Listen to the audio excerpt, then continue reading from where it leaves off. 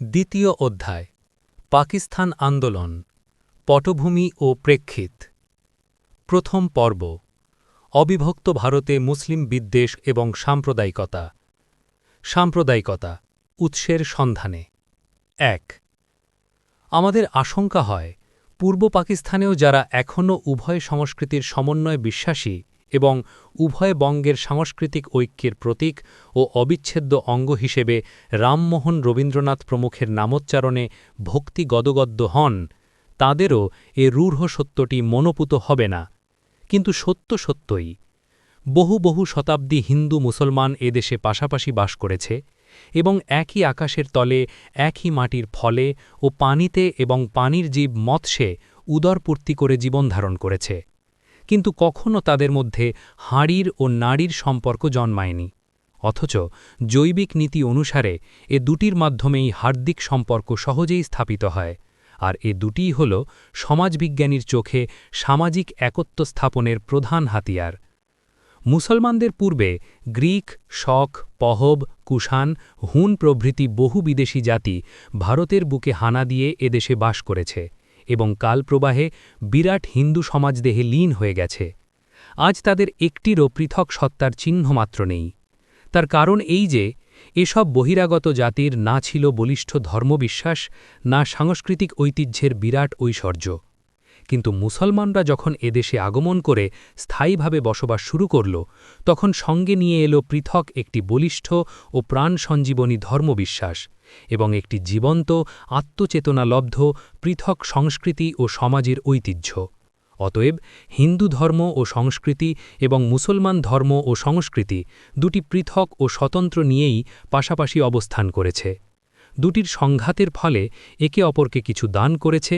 কিছু গ্রহণ করেছে কিন্তু কখনও দুটিতে সঙ্গম ঘটেনি সমন্বয় হয়নি বরাবরই পরোক্ষ ও প্রত্যক্ষভাবে স্ব পার্থক্য ও স্বাতন্ত্র্য রক্ষা করে চলেছে দুটি সমান্তরাল রেখার মতো প্রসঙ্গত এখানে উল্লেখ্য যে মারাঠা বর্গীর অমানসিক নিষ্ঠুরতা ও দানবীয় লুণ্ঠনকর্মে বাংলাদেশের আপামর বাসিন্দা ক্ষতবিক্ষত হয়েছিল সেই মারাঠা জাতির সৃষ্টা শিবাজীর উদ্দেশ্যে শিবাজী উৎসব কবিতা লিখে বাংলা ভাষার প্রখ্যাত কবি স্মৃতিতর্পণ করেছিলেন তব রাজকর লয়ে ৮ কোটি বঙ্গের নন্দন দাঁড়াইব আজ নব্য জাতীয়তাবাদের উগ্র পূজারী কবি সেদিন বিস্মৃত হয়েছিলেন এই শিবাজী মহারাজের চেলা চামুণ্ডারা তার পিতৃপিতামহের সর্বাঙ্গে লাঞ্ছনা ও কলঙ্কের মুসিলেপন করে খাজনা আদায় করে নিয়েছিল এবং সে বিভীষিকার স্মৃতি সোয়া ২০০ বছর পরেও আজও প্রতিটি বঙ্গমাতা স্মরণ করে আতঙ্কে শিহরিত হয়ে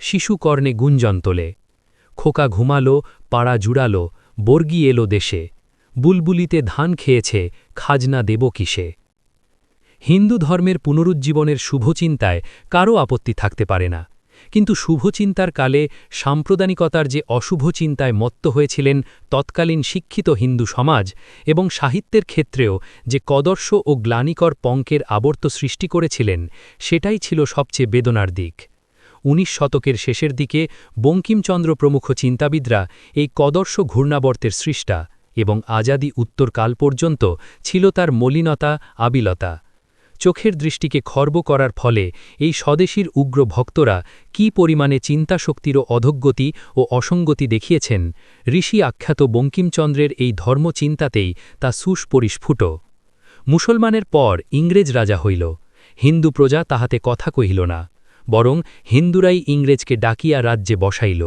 হিন্দু সিপাহী ইংরেজের হইয়া পড়িয়া হিন্দুর রাজ্য জয় করিয়া ইংরেজকে দিল কেননা হিন্দুর ইংরেজের উপর ভিন্ন জাতি বলিয়া কোনো দেশ নাই আজিও ইংরেজের অধীনে ভারতবর্ষ অত্যন্ত প্রভুভক্ত এই অনুক্ত কারণটি অত্যন্ত প্রকটিত এবং বঙ্কিম গান্ধী রবীন্দ্রনাথ থেকে ক্ষুদ্রতম হিন্দুর মানসে সে কারণটি এভাবে প্রতিক্রিয়া করেছে ভারতীয় জাতীয়তার চিন্তায় মুসলমানের স্থান নেই এক ধর্ম রাজ্য পাশে যে ভারতকে বেঁধে দেওয়ার স্বপ্ন জাগ্রত হয়েছে সে ভারতে ইসলাম নিতান্তই অস্তিত্বহীন অস্বীকৃত মুসলমানকে ভাই রূপে প্রতিবেশী রূপে চিন্তা করা দূরের কথা মুসলমানকে বিদেশী আক্রমণকারী ব্যতীত অন্য কিছু ভাবতেই প্রস্তুত হয়নি হিন্দু মানুষ সাম্প্রদায়িকতার এমন উন্মত্ত ও দাম্ভিক প্রকাশ জগতের ইতিহাসে খুবই দুর্লভ গোটা মুসলমান সমাজটাকে বর্ণ হিন্দু শিক্ষিত সম্প্রদায় কী চোখে দেখত এবং সামাজিক স্তরে সম্বন্ধটা কী ছিল রবীন্দ্রনাথের জবানিতেই শোনা যাক। আর মিথ্যা বলিবার প্রয়োজন নাই। এবার আমাদিকে স্বীকার করিতে হইবে হিন্দু মুসলমানের মাঝখানে একটা বিরোধ আছে। আমরা যে কেবল স্বতন্ত্র তা নয়, আমরা বিরুদ্ধ। আমরা বহু শত বছর পাশাপাশি থাকিয়া এক ক্ষেতের ফল, এক নদীর জল, এক সূর্যের আলোক ভোগ করিয়া আসিয়াছি। আমরা একই ভাষায় কথা কহি, আমরা একই সুখ দুঃখের মানুষ। তবু প্রতিবেশীর সঙ্গে প্রতিবেশীর যে সম্বন্ধ মনুষ্যচিত, যাহা ধর্মাবিহিত, তাহা আমাদের মধ্যে হয়নি। আমাদের মধ্যে সুদীর্ঘকাল ধরিয়া এমন একটি পাপ আমরা পোষণ করিয়াছি যে একত্রে মিলিয়াও আমরা বিচ্ছেদকে ঠেকাইতে পারি নাই। এ পাপকে ঈশ্বর কোনো মতেই ক্ষমা করিতে পারেন না। আমরা জানি বাংলাদেশের অনেক স্থানে এক ফরাসে হিন্দু মুসলমান বসে না। ঘরে মুসলমান আসিলে জাজিমের এক অংশ তুলিয়া দেওয়া হয়, হুক্কার জল ফেলিয়া দেওয়া হয়। উপরের উদ্ধৃতি থেকে এ কথাটি পরিচ্ছন্ন যে মুসলমান এদেশে প্রায় 1000 বছরেরও বেশিকাল পাশাপাশি বাস করলেও হিন্দু বরাবরই তাকে বিদেশী ও অস্পৃশ্য ভেবেছে। এ ভূখণ্ডের বৃহৎ গণজীবনের একাংশ হিসেবে ভাবতে পারেনি এবং কখনও তা স্বীকার করেনি। ইংরেজ এদেশবাসীকে নেটিভ বলে দূরে রাখত। তার dogs and Indians not allowed কথায় ছিল শাসকসুলভ দম্ভ। ইউরোপের বাইরের সমাজকে তার ঘরে বসে নেটিভ বলার মতো উদ্ধত্ত আর হতে পারে না। তার দ্বারা মানবতারই অসম্মান করা হয়, তাদের রাষ্ট্রীয় ও আর্থিক শূন্যাবস্থাকে কটাক্ষ করে। কিন্তু হিন্দুর ঘৃণাটা আরও মারাত্মক। সে মুসলমানের সান্নিধ্যকে বর্জন করেছে ধর্ম ও আত্মার পবিত্রতা রক্ষার্থে। মানুষকে এর চেয়ে বড় অসম্মান আর কিছুতেই দেখানো সম্ভব নয়। অথচ মানবাত্মার সবচেয়ে বড় অসম্মান ও অবমাননা করেও হিন্দুরা আশা করেছিল মুসলমান তাদের অনুবর্তী হবে, বাবুদের স্বদেশী ডাকে সাড়া দিবে, এবং সেটা হয়নি বলেই রবীন্দ্রনাথও পরিণত বয়সে ক্রোধে ফেটে পড়ে সব দোষ মুসলমানের ঘাড়ে চাপিয়ে তাকে দোষী করেছিলেন। আজ মুসলমানকে আমরা দেখি সংখ্যারূপে। তারা সম্প্রতি আমাদের রাষ্ট্রীয় ব্যাপারে ঘটিয়েছে যোগ বিয়োগের সমস্যা, অর্থাৎ এই সংখ্যা আমাদের পক্ষে গুণের অঙ্কফল না কষে ভাগেরই অঙ্কফল কষছে। দেশে এরা আছে, অথচ রাষ্ট্রজাতিগত ঐক্যের হিসেবে এরা না থাকার চেয়েও দারুণতর। তাই ভারতবর্ষের জনসংখ্যা তালিকায় তার অতি বহুলত্ব নিয়ে সবচেয়ে শোকাবহ হয়ে উঠল। এই অনুক্ত কারণটি অত্যন্ত প্রকটিত এবং বঙ্কিম, গান্ধী, রবীন্দ্রনাথ থেকে ক্ষুদ্রতম হিন্দুর মানুষে সে কারণটি এভাবে প্রতিক্রিয়া করেছে। ভারতীয় জাতীয়তার চিন্তায় মুসলমানের স্থান নেই। এক ধর্ম রাজ্য পাশে শিবাজী উৎসব রবীন্দ্রনাথ থেকে ক্ষুদ্রতম হিন্দুর মানুষে সে কারণটি এভাবে প্রতিক্রিয়া করেছে। ভারতীয় জাতীয়তার চিন্তায় মুসলমানের স্থান নেই। এক ধর্ম রাজ্য পাশে শিবাজী উৎসব রবীন্দ্রনাথ থেকে ক্ষুদ্রতম হিন্দুর মানুষে সে কারণটি এভাবে প্রতিক্রিয়া করেছে। মুসলমানকে ভাইরূপে প্রতিবেশীরূপে চিন্তা করা দূরে থাক, মুসলমানকে বিদেশি আক্রমণকারী ব্যতীত অন্য কিছু ভাবতেই প্রস্তুত হয়নি হিন্দু মানুষ। সবচেয়ে হাস্যকর উক্তি, হিন্দুর ইংরেজের উপর ভিন্ন জাতীয় বলিয়া কোনো দেশ নাই। যত দেশ, যত হিংসা, যত শত্রুতা 1000 বছরের প্রতিবেশী এদেশের মাটিতে জাত, সর্বাংশেই ভারতীয় উপমহাদেশের স্থায়ী বাসিন্দা মুসলমানের প্রতি। সাম্প্রদায়িকতার এমন উন্মত্ত ও দাম্ভিক প্রকাশ জগতের ইতিহাসে খুবই দুর্লভ। উপরের উদ্ধৃতি থেকে এ কথাটি পরিচ্ছন্ন যে মুসলমান এদেশে প্রায় 1000 বছরেরও অধিককাল পাশাপাশি বাস করলেও হিন্দু বরাবরই তাকে বিদেশী ও অস্পৃশ্য ভেবেছে, এ উপমহাদেশের বৃহৎ গণজীবনের একাংশ হিসেবে ভাবতে পারেনি এবং কখনও তা স্বীকার করেনি। ইংরেজ এদেশবাসীকে নেটিভ বলে দূরে রাখত। তার dogs and Indians not allowed কথায় ছিল শাসকসুলভ দম্ভ। ইউরোপের বাইরের সমাজকে তার ঘরে বসে নেটিভ বলার মতো ঔদ্ধত্য আর হতে পারে না। তার দ্বারা মানবতারই অসম্মান করা হয়, তাদের রাষ্ট্রিক ও আর্থিক শূন্যাবস্থাকে কটাক্ষ করে। টয়েনবি। কিন্তু হিন্দুর ঘৃণাটা আরও মর্মান্তিক। সে মুসলমানদের সান্নিধ্যকে বর্জন করেছে ধর্মের ও আত্মার পবিত্রতা রক্ষার্থে। মানুষকে এর চেয়ে বড় অসম্মান আর কিছুতেই দেখান সম্ভব নয়। অথচ মানবাত্মার সবচেয়ে বড় অসম্মান ও অবমাননা করেও হিন্দুরা আশা করেছিল মুসলমান তাদের অনুবর্তী হবে, বাবুদের স্বদেশী ডাকে সাড়া দিবে, এবং সেটা হয়নি বলেই রবীন্দ্রনাথও পরিণত বয়সে ক্রোধে ফেটে পড়ে সব দোষ মুসলমানের ঘাড়ে চাপিয়ে তাকে দোষী করেছিলেন। আজ মুসলমানকে আমরা সংখ্যারূপে দেখি, তারা সম্প্রতি আমাদের রাষ্ট্রিক ব্যাপারে ঘটিয়েছে যোগ বিয়োগের সমস্যা, অর্থাৎ এই সংখ্যা আমাদের পক্ষে গুণের অঙ্কফল না কষে ভাগেরই অঙ্কফল কষছে।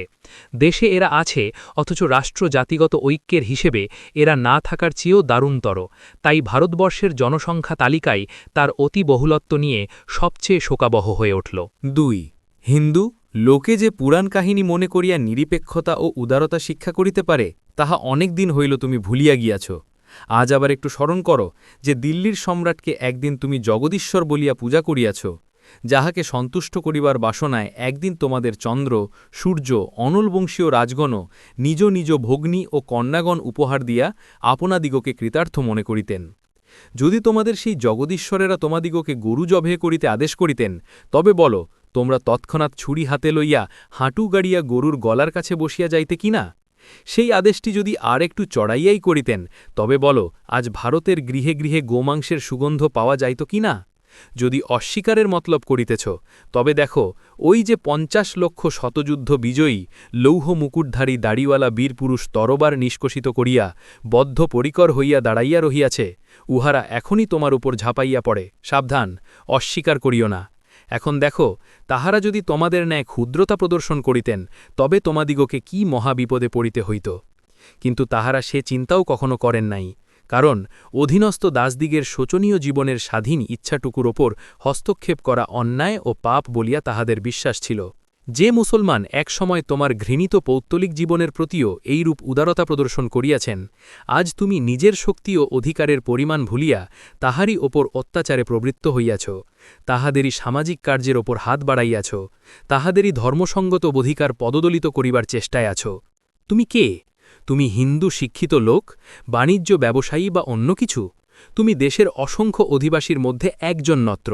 তোমার শক্তি ও অধিকার প্রত্যেক হিন্দু, প্রত্যেক মুসলমান অপেক্ষা তিল প্রমাণও অধিক নহে। তুমি হিন্দু জমিদার, তুমি ইংরেজ রাজার অধীনে একজন কর সংগ্রাহক মাত্র। দিন দিন গভর্নমেন্ট ভূমির ওপর জমিদার অপেক্ষা প্রজাদেরই সত্য শিকারের দিকে অগ্রসর হইতেছেন। আর তোমার পূর্বপুরুষও কিছু নিজ রক্তের, নিজ মস্তকের বিনিময়ে এ জমিদারি লাভ করেন নাই। তবে বলো, তুমি মুসলমানের ওপর কোন অধিকারে এই অন্যায় অত্যাচার করিতেছ? আর হিন্দু, তোমার কি আর লজ্জার লেশমাত্রাও নাই? তুমি কোন লজ্জায় বলো, এ হিন্দুর দেশ, এদেশে আর গোহত্যা হইতে পারিবে না? এ দেশ কি হিন্দুর? যে দেশ বাহুবলে রক্ষা করিতে পারো নাই, রণক্ষেত্রে শত্রুর ভীষণতা দেখিয়া যাহাকে অরক্ষিতভাবে পরিত্যাগ করিয়া পৈতৃক প্রাণটির আশায় আঁচলের নিচে লুকাইয়াছিলে, সহস্র বৎসর যে দেশ অন্যে ভোগ দখল করিল, নিজের ইচ্ছামতো ভাগবণ্টন দান করিয়া নিজ শক্তির সামর্থ্য দেখাইল, এতকাল পরে আবার তাহা নিজের দেশ বলিয়া আবদার করিতেছ। ধন্য লজ্জাহীনতা, ধন্য অজ্ঞানতা, ধন্য তোমার স্বদেশপ্রেমিকতা। বলিবার তো অনেক কথা ছিল, কিন্তু বলিব কাহাকে? ইচ্ছা ছিল ধীরভাবে এই গুরুতর গোলযোগের মীমাংসা হয়, কিন্তু সে কথা শোনে কে? যাহাদিগকে লক্ষ্য করিয়া এই সব কথা বলিতেছি, যাহাদিগকে উদারতার প্রথম পাঠ শিক্ষা দিতে চেষ্টা করিতেছি, তাহাদিগের নীতিজ্ঞানও আবার অনেক দিন হইল মরিয়া গিয়াছে। শত লুথারের তেজগল লইয়া যে মহামতি ঈশ্বরচন্দ্র বিদ্যাসাগর ও রামমোহন রায় অবতীর্ণ হইয়াছিলেন, দেখো, তোমাদের ঘোর অজ্ঞানতার নিকট তাহারা কিরূপ অবমানিত হইতেছেন।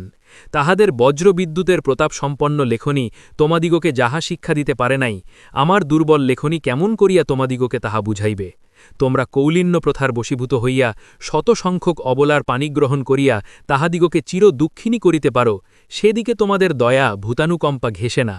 ৯০ বৎসরের বৃদ্ধের হাতে ৩ বৎসরের শিশুকন্যাকে সমর্পণ করিয়া গৌরীদানের পুণ্য সঞ্চয় করো, সেখানে তোমাদের সদ্বিবেচনা প্রবেশ করিতে পারে না। আবার তাহার ১ বৎসর পরে যখন সেই দুগ্ধপোষ্যা কন্যা বিধবা হয়, তখন তাহাকে চির ব্রহ্মচর্যের আদেশ করিয়া পরলোকে মুক্তির দুয়ার উন্মুক্ত করো, তখন তোমার চিন্তাশীলতা থাকে না। আবার যখন বয়োদোষে সেই হতভাগিনী অন্তঃস্থবা হইয়া পড়ে, তখন তাহাকে গোপনে ভ্রূণ হত্যার অনুমতি দিয়া সমাজে লোকলজ্জার ওপর পাথর চাপা দাও, তখন তোমার নীতিজ্ঞান, দয়াবৃত্তি, বিবেকজ্ঞান কোথায় থাকে? এ সমস্তের বিষম ফল তোমরা অহরহ ভোগ করিতেছ। অথচ যখন তোমাদের জ্ঞান বিবেকের ঘুম ভাঙতিছে না, সদ্বিবেচনা উন্নীত হইতেছে না, বড় বড় ধাক্কা পাইয়াও সারা শব্দ করিতেছে না, একটা পাশও ফিরিতেছে না, তখন তাহারা অনেক দিন হইল মরিয়া গিয়াছে তাহা বুঝিয়াছি। নতুবা বুঝিয়া দেখো, এই নারী হত্যা, ভ্রূণ হত্যা, বংশের ব্যভিচারজাত কলঙ্ক অধিকতর ঘৃণিত, নিরতিশয় অপবিত্র, না আমাদের গরু জভে গো মাংস ভক্ষণই তোমার নিকট অধিকতর ঘৃণিত অপবিত্র বিদ্বেষের আস্পদ? হুন্দু, তোমার মাথায় কাল চুল, তুমি সব কথা বিবেচনা করিতে পারিবে না। বিশেষ নিকৃষ্টতা তোমার প্রাকৃতিক স্বভাব, ক্ষুদ্রতা তোমার হৃদয়ের রক্ত, বাল্য, যৌবন, বার্ধক্য, ভূত, ভবিষ্যৎ, বর্তমান, কোন কালেই তুমি ইহা পরিত্যাগ করিতে পারো না। তোমার গৃহজীবন, তোমার রাজনৈতিক জীবন এই নিকৃষ্টতাতেই গঠিত। দেখো, বাল্যবয়সে স্কুল কলেজে যাইয়া মুসলমান ছেলেদের টুপি লইয়া টানাটানি করা, যৌবনে যবন বিদ্বেষ, পাষাণ্ড দুর্দান্ত যবনকে ছড়া কাটিয়া কবিতা লিখে গাল দেওয়া, ভারতমাতার অধীনতা দেখিয়া যবনের মুণ্ডপাত লেখা ও দাঁত কোড়মুড়ি দেওয়া তোমার ধর্ম। বৃদ্ধকালে সর্বাঙ্গে গঙ্গা মৃত্তিকার ফোঁটা কাটিয়া মাথা ঘুরাইতে ঘুরাইতে মুসলমানের সামাজিক কার্য লইয়া মুসলমানদিগকে নির্যাতন করা তোমার একমাত্র উপাসনা। তুমি কি সাহস করিয়া বলিতে পারো কোনো মুসলমান কোনো বিষয়ে তোমার নিকট স্বল্পমাত্র ভদ্রতার প্রত্যাশা করিতে পারেন? হিন্দু, তুমি তাহা বলিতে পারিবে না, তোমার সে কথা বলিবার অধিকার নাই। পক্ষান্তরে কোনো মুসলমানের নিকট থেকে তুমি নিকৃষ্ট ব্যবহার প্রাপ্ত হইয়াছ এমন কথাও বলিতে পারো না। হিন্দু, আর কিছু বলিব না। অত্যাচারীকে ন্যায় ধর্মসঙ্গত উপদেশ দিয়া তাহার কার্যের অবৈধতা প্রমাণ করা অপেক্ষা গণ্ডসলে দারুণ চপেটাঘাতে তাহাকে ভূপাতিত করা অধিকতর সঙ্গত। কারণ তাহা হইলে লোককে মুখ খরচ করিতে হয় না, অথচ অলক্ষ্যে আরেকটি মহৎ কার্য সম্পন্ন হয়। তর্কের সাহায্যে বকিয়া ঝকিয়া মাথা ধরাইয়া তুমি তাহাকে যাহা বুঝাইতে পারিতে না, সে নিজেই তখন তাহা বুঝিতে পারিয়া নিজের দোষ ও চরিত্র সংশোধন করে। কিন্তু হিন্দু, ফকির আবদুল্লা বিন ইসমাইল মুসলমানদিগকে সে ভৈষজ চপেটাঘাত শিক্ষা দিবার পূর্বে আরেকটি কথা তোমাকে জিজ্ঞাসা করিতে ইচ্ছা করিতেছেন। ভালো, তোমরা কি প্রকৃতপক্ষেই মুসলমানদিগর উপর এইরূপ অত্যাচার ও শত্রুতা সাধন করিতে নিজেকে উপযুক্ত মনে করো? মুসলমানদিগকে নিশ্চেষ্ট দেখিয়া কি তাহাদিগকে সে অত্যাচারের প্রতিশোধে অক্ষম মনে করো? তোমাদের সেরূপ মনে করা অসম্ভব নহে। তোমরা মানুষের মধ্যে টুনটুনি জাতীয় একটা টুনটুনি বীর আসিয়া আহ্লাদে বলিল, মা টুন টুন টুন, আমি যে গাছে বসি সেই ভারে নড়ে চড়ে কেঁপে হয় খুন। মা, এসব আমার মহাবলের গুণ। মা বলিল, বাবা, লতার ডগায় নতুন পাতায় বস টুন টুন টুন, যাও শালের ডালে অসত্য গাছে বুঝো গিয়া গুণ, আমার সোনার টুনটুন। কিন্তু তোমরা সেসব বুদ্ধি দূর করো। এতকাল মুসলমানেরা তোমাদের ওসব অন্যায় অত্যাচার অবহেলায় হাসি ঠাট্টার বিষয় মনে করিয়া মৃগীর প্রহারে যথা মৃগেন্দ্রের মন এই ন্যায় সহ্য করিতেন। মানব জীবনের যে সময় কোনো সময় প্রিয়তমা স্ত্রীর ভালোবাসা সুকুমার সন্তানের আদরও লোকের বিষতুল্য মনে হয়, আজ মুসলমানও সে প্রকৃতির বশীভূত হইয়া তোমাদের এ অন্যায় অত্যাচার যথেচ্ছাচারের বিপক্ষে সাবধানধ্বনি উচ্চারণ করিলেন। হিন্দু, তুমি গোবধ নিবারণের জন্য কার্যক্ষেত্রে যে প্রমত্ততা দেখাইতেছ, মুসলমানদিগের সামাজিক কার্য আয়ত্তাধীন করিবার জন্য যে অধ্যাবসায় দেখাইতেছ, যখন তোমার প্রতিপক্ষ আবার কার্যক্ষেত্রে উপস্থিত হইবেন, তখন তোমাদের তৎসমুদয় হতপ্রভ হইয়া যাইবে। তুমি আর কার্যে প্রমত্ততা অধ্যাবসায় কি শিখিয়াছ? মুসলমান কি বর্ষাব্যাপী যুদ্ধ, কি বৈর নির্যাতন, কি আত্মপক্ষ সমর্থন, প্রত্যেক বিষয়েই তোমা অপেক্ষা বহু গুণে শ্রেষ্ঠতর। তুমি গরু কোরবানি নিষেধ করিয়াছ, মুসলমান প্রতিমা পূজা পাঁঠা বলি প্রতিষেধ করিবেন। তুমি গোমাংস ভক্ষণ নিবারণের চেষ্টা করিতেছ, মুসলমান তোমার হাঁস কবুতর ছিঁড়িতে প্রতিবন্ধক হইবেন। তুমি দাঁড়ির উপর ট্যাক্স বসাইয়াছ, মুসলমান টিকির উপর কর বসাইবেন। বল, তাহা হইলে কোন পক্ষ অধিক উৎপীড়িত হইবে? দেশের 5 ভাগের 1 ভাগ না হয় মুসলমান, তোমরা 4 জন কাঁদিবে, আমরা 1 জন। সুতরাং তোমার দুঃখের পরিমাণ মুসলমানের 4 গুণ হইয়া পড়িতেছে। আবার মুসলমান এখনও আত্মরক্ষার্থে সমর্থ, তুমিও কি সে অহংকার করো? বোধ হয় না। হিন্দু, তোমাকে আর কি বলিব? বলিলেও তুমি বুঝিবে না। তোমার আচার ব্যবহারে অন্যায় অত্যাচারে মুসলমানের হৃদয়ে যে কষ্ট, যে দুঃখ, যে প্রতিহিংসা প্রজ্জ্বলিত করিয়া দিয়াছ, আমি ধীরভাবে বুঝাইতে গিয়া তাহার শতাংশও প্রকাশ হইতে দিলাম না। হিন্দু, কি বলিব? অহরাত্রব্যাপী যুদ্ধেও ধৈর্য স্থির অটল। আমার সেই মুসলমানের ধৈর্য, তাহাও তোমার ব্যবহারে ক্লান্ত হইয়া পড়িয়াছে। তোমাকে তোমার নিজকৃত দুর্ব্যবহারের বিবেচনা, অনুশোচনা ও মুসলমান সমাজকে সতর্ক এবং সভ্য জগৎকে সাক্ষী করিবার জন্য এই অগ্নিকুক্কুট আগুনের নুড়া প্রস্তুত করিলাম। যদি আবশ্যক হয়, ইহার পর কালানল প্রজ্জ্বলিত করিয়া দিব। পুনশ্চ ইসলাম অন্যায় ও অত্যাচারের বিরুদ্ধে কালানল স্বরূপ। যখনই কেহ ইহার বিপক্ষে দাঁড়াইতে সংকল্প করিয়াছে, তখনই এই পবিত্র তেজের জিহ্বা বাহির হইয়া তাহাকে ভস্মীভূত করিয়া দিয়াছে। অগ্নিকুক্কুট আর কিছুই নহে, ইহা সেই পবিত্র ইসলামের তেজ মস্তকে ধারণ করিয়া বাহির হইল। হিন্দুদিগের প্ররোচনায় দুই একজন আত্মতত্ত্ববিহীন ধর্মশাস্ত্রানিভজ্ঞ অদূরদর্শী মুসলমানও আজকাল গরু কোরবানি ও গোমাংস ভক্ষণ সম্বন্ধে প্রতিকূলতাচরণ করিতেছেন। আজ আর তাহাদিগকে কিছু বলিব না, কেবল তাহাদের অবগতির জন্য পবিত্র মহা কোরআনের একটি প্রবচন এ স্থলে উদ্ধৃত নইয়া দিলাম। ওয়ামাই ইউশাক্কিকের রাসূলা মিন বাদি মা তাবায়্যানা লাহুল হুদা ওয়ায়াত্তাবি গায়রা সাবিলিল মুমিনিনা নুয়াল্লিহি মা তাওয়াল্লা ওয়া নুসলিহি জাহান্নামা ওয়া সাআত মাসীরা। সূরা নেসা ১১৫। যে সত্যপথ প্রকাশ হওয়ার পর প্রেরিত পুরুষের বিরোধী হয় এবং বিশ্বাসীদিগের বিরুদ্ধ পথ চলে, যে বিষয়ে সে সমুৎসুক, আমি তাহাকে সেই দিকের পরিবর্তনেই উন্নত করিব, আর তাহাকে নরকে আনয়ন করিব, উহা কুস্থান। মুসলমান, সাবধান! গোমাংস ভক্ষণ আল্লাহ তাআলার অভিপ্রেত। গরু কোরবানি করা তাহার একরূপ আদেশ। গরু কোরবানি করা হজরত রাসূল সাল্লাল্লাহু আলাইহি ওয়াসাল্লামের অনুষ্ঠান। সর্বদেশের সর্বকালীন সমুদায় মুসলমান এ কার্য এক মতে সম্পন্ন করিয়া আসিতেছেন। ইহার বিরুদ্ধ পথে চলিয়া জাহান্নামে যাইয়া পড়িও না, উহা কাফের দিগের জন্য প্রস্তুত হইয়াছে। যাহারা তোমাদিগকে এ সমস্ত কথা বুঝাইয়া তোমাদিগকে নরকের দিকে উন্মুখ করিয়াছে, তাহারা শয়তান। লানাতুল্লাহিল কাযিবিন বলিয়া তাহাদের মুখে ও বুদ্ধিতে থুথু দাও। ভারতবর্ষীয় ইংরেজ গভর্নমেন্ট, তুমি কি অন্ধ? হিন্দু কর্তৃক মুসলমানের প্রতি এ যে দেশব্যাপী অসহ্য অন্যায় অত্যাচার অনুষ্ঠিত হইতেছে, ইহার বিরুদ্ধে মুসলমানের কিছু বলিবার পূর্বেই কি তোমার সে উৎপীড়ন চেষ্টার মূলচ্ছেদ করা উচিত নহে? সত্য বটে, তোমার আইন আছে, বিচারালয় আছে, দক্ষ বিচারক আছে, শান্তিরক্ষক আছে, কিন্তু সম্প্রদায় বিশেষের প্রতি দেশব্যাপী অত্যাচার আইন ও বিচারক দ্বারা নিবারিত হওয়া অপেক্ষা রাজকীয় শক্তি দ্বারা নিবারিত হওয়াই অধিকতর সঙ্গত।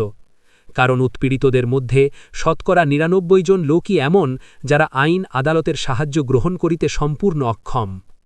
ইংরেজ গভর্নমেন্ট, তুমি প্রজাসাধারণের ধর্ম সম্বন্ধেই নিরপেক্ষতা অবলম্বন করিয়াছ জানি, এখন কি আবার অত্যাচার সম্বন্ধেও সেই নিরপেক্ষতা গ্রহণ করিলে? তোমার কৌশলে না হোক, অন্তত তোমার আলস্য ও উদাসীনতায় ভারতবর্ষীয় মুসলমানেরা রাজকার্য হইতে বঞ্চিত, শক্তিবিরহিত, সুতরাং জাতি সাধারণের দ্বারা উপেক্ষিত ও ঘৃণিত হইতেছিলেন। কয়েকদিন হইল তোমার সে ঘুম ভেঙেছে। এখন চক্ষু মার্জন করো ও দেশের চারিদিকে গূঢ় দৃষ্টিতে চাহিয়া দেখো, মুসলমানেরা হিন্দুদিগের হস্ত হইতে যে অসহ্য অত্যাচার সহ্য করিতেছেন, তাহাতে তাহাদের ধৈর্য রক্ষা করা কঠিন হইয়াছে কিনা? ঘটনা ও সুযোগ কখনো মানুষের আয়ত্ত নহে, বরং ঘটনা ও সুযোগই মানবকে অনুকূল কার্যসাধনের যন্ত্রস্বরূপ প্রস্তুত করিয়া লয়। হিন্দুদিগের এই অন্যায় অত্যাচারে প্রচুর রূপে কর্ষিত দেশের উর্বর ক্ষেতে হিন্দুর অনধিকার চর্চা ও নির্যাতন যে সহস্র তিতুমিরের বিদ্রোহের বীজ বপন করিতেছে এবং অহরাত্র যত্ন চেষ্টায় সহস্র সহস্র তিতুমির নির্মাণ করিয়া তুলিতেছে, যদি তৎসমস্ত দেখিতে পাও তবে চক্ষুষ্মান, নতুবা তুমি অন্ধ। আজ না হয় কাল তোমার সে ঘুম ভাঙিবে, কিন্তু চক্ষু মুছিয়া হাই তুলিয়াই যখন অপরাধী বিবেচনায় তোমাকে শত সহস্র মুসলমানের প্রাণ বধ করিতে হইবে, তখন অকিঞ্চন আবদুল্লাহ বিন ইসমাইলের এই শেষ নিবেদনটি একবার শ্রবণ করিও, এই প্রার্থনা। ৩. এবার ভাষা ও লিপির প্রসঙ্গ। এই সূত্রে উল্লেখযোগ্য যে সপ্তদশ শতাব্দীতেও হিন্দি নামে কোনো ভাষা ছিল না, যেমন দশম শতাব্দীতে হিন্দু ধর্ম নামে কোনো ধর্মের অস্তিত্ব ছিল না। গজনীর মামুদের ভারত আক্রমণগুলির পূর্বে ভারতে ছিল ব্রাহ্মণ্য ধর্ম, বৈষ্ণব ধর্ম, শৈব ধর্ম, শাক্ত ধর্ম, গানপত্য ধর্ম প্রভৃতি বহু ধর্ম। ইসলাম ধর্মাবলম্বী তুর্কি পাঠান পারসিকরাই হিমালয়ের ও হিন্দুকুশের দক্ষিণে প্রচলিত ঈশ্বরবাদী সমস্ত ধর্মকে একসঙ্গে যোগ করে হিন্দু ধর্ম নামে একটি সুপ্রশস্ত আধারে স্থাপন করেছিল। একই রকম ব্যাপার ঘটল ৭০০ বছর পরে। বর্তমানে যাকে হিন্দি ভাষা বলা হয় তা আসলে মধ্যযুগের প্রধান ৬টি ভাষার সমাহার। এই ৬টি ভাষা হল: ১. সুরদাস, ভূষণ, মীরা প্রভৃতি যে ভাষায় পদ রচনা করেছেন সেই ব্রজভাষা। ২. তুলসীদাস রচিত রামচরিত মানসের অওধি বা অবধি ভাষা। ৩. মারোয়ারি, ডিঙ্গল প্রভৃতি রাজস্থানী ভাষা। এই ভাষায় কৃষ্ণ রুক্মিণী, ঢোলা মারু প্রভৃতি বিখ্যাত গাঁথাকাব্য আছে এবং মীরার ভজনগুলিও প্রথমে এই ভাষায় রচিত হয়ে পরে ব্রজভাষায় রূপান্তরিত হয়। ৪. পাঞ্জাবি ভাষা, যাতে শিখ গুরুগণ বাণী রচনা করেন। 5. পাহাড়ি ভাষা। 6. ভোজপুরি, মৈথিলি, মগহী প্রভৃতি ভাষা নিয়ে বিহারি ভাষা পরিবার।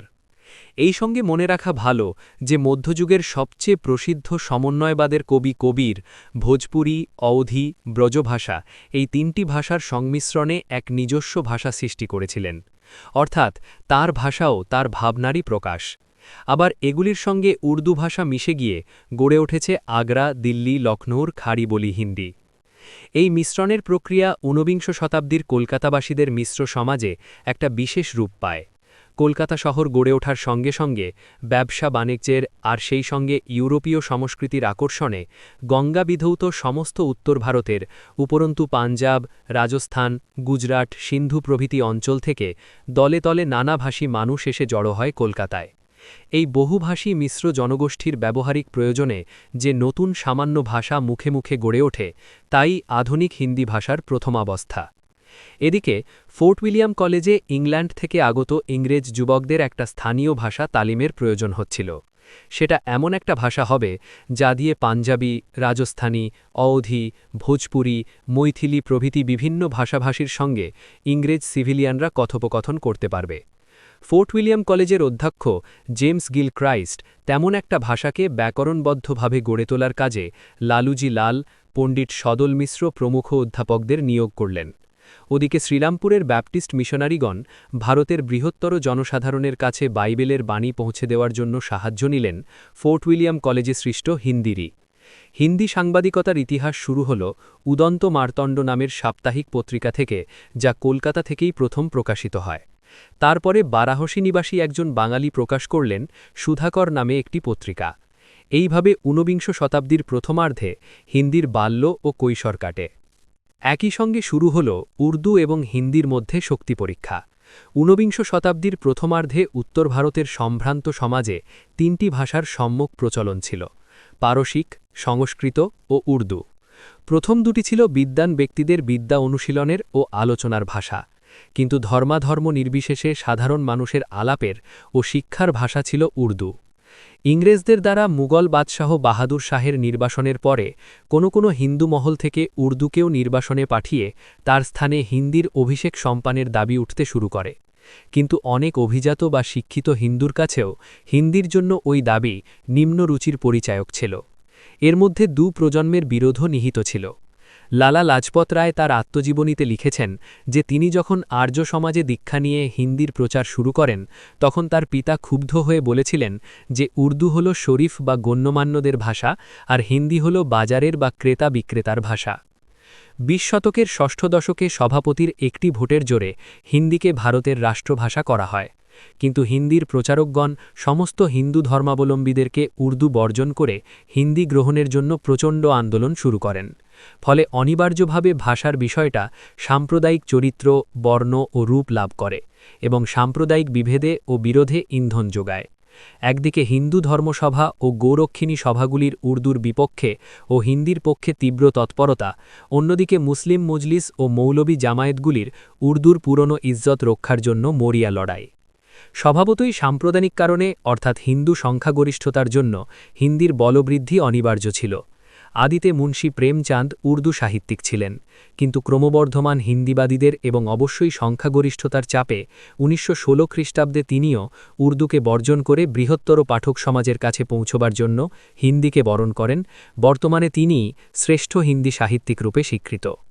প্রকৃতপক্ষে ভারতবর্ষে ব্রিটিশ সরকার প্রতিষ্ঠার পর থেকে ভাষা ও লিপির প্রশ্নকে হাতিয়ার করে উত্তর ভারতের উদ্যোগী শহরে হিন্দু সমাজ নিজেদের স্বতন্ত্র সাম্প্রদায়িক পরিচয় পরিস্ফুট ও প্রতিষ্ঠা করার নামে বিপুল সংখ্যাগরিষ্ঠতার জোরে মুসলিম সমাজকে ধিক্কৃত, পৃথক ও বিচ্ছিন্ন এক নিম্নতর ধাপে নামিয়ে দেয়।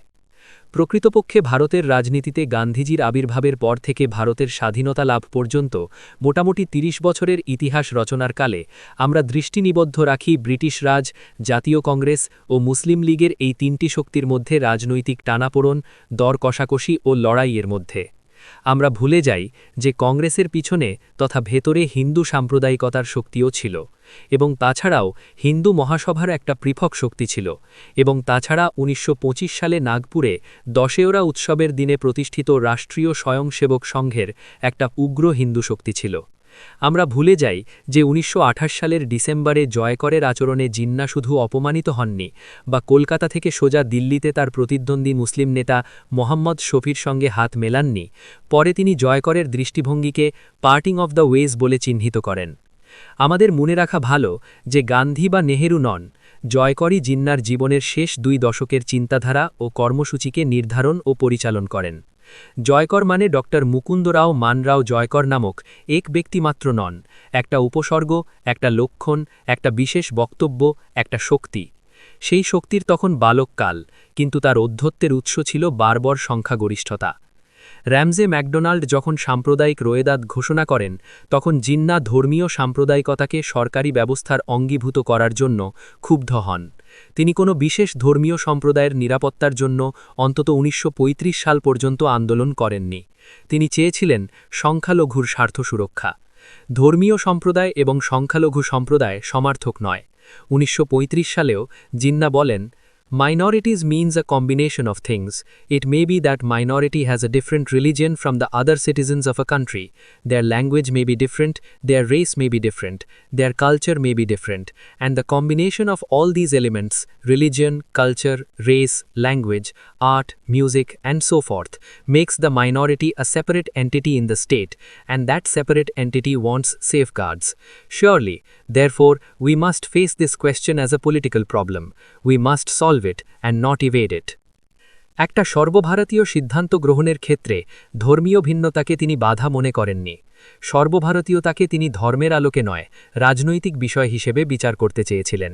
তিনি বুঝেছিলেন সংখ্যালঘুর প্রশ্নটা রাজনৈতিক আর সম্প্রদায়ের প্রশ্নটা ধর্ম সংক্রান্ত, এবং তাই সংখ্যালঘুর রাজনৈতিক বিষয়টাকে ধর্মীয় সম্প্রদায়ের বিষয়ের সঙ্গে জড়িয়ে ফেললে ভারতীয়তা ক্ষুণ্ণ হতে পারে।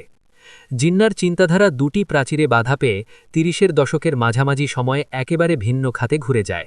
এই ২টি প্রাচীরের একটি হল ড মুকুন্দরাও মানরাও জয়কর যে গোষ্ঠীর মুখপাত্র ছিলেন সেই হিন্দু মহাসভা, এবং অপরটি হল হিন্দু মহাসভারই ঘনীভূত সংস্থা ড কেশব বলিরাম হেডেগেওয়ার কর্তৃক প্রতিষ্ঠিত রাষ্ট্রীয় স্বয়ংসেবক সংঘ।